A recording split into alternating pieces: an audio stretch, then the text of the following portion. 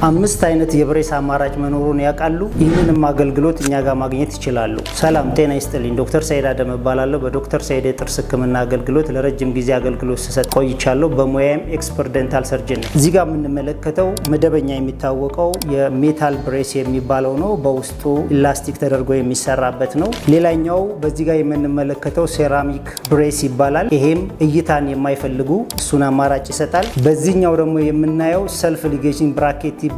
ይህ ማለት ደግሞ የጥርስ ክሊኒክ መመላለሱን የሚቀንስ ነው። ሌላኛው ደግሞ በፊት ለፊት ጥርሳቸው አካባቢ ላይ ሳይታይ የሜታል ብሬሱን ማሰራት የሚፈልጉ ሰዎች ሊንጓል ብሬስ በመባል ይታወቃል። ሌላኛው አምስተኛው አማራጭ ክሊር አላይነር የሚባለው በአጭር ጊዜ አገልግሎቱ የሚያልቅ እንደዚሁም ለእይታ ማራኪ የሆነና ብዙ ጊዜ የጥርስ ክሊኒክ መመላለስን የሚገድብ በሚመገቡበት ሰዓት ላይ እንደፈለጉ አውጥቶ ማጽዳትም የሚችሉት ክሊር አላይነር የሚባለው የመጨረሻው አማራጭ ይሄን ይመስላል። እነዚህን ሁሉ አማራጮች በዶክተር ሰይድ የጥርስ ህክምና አገልግሎት ማግኘት ይችላሉ።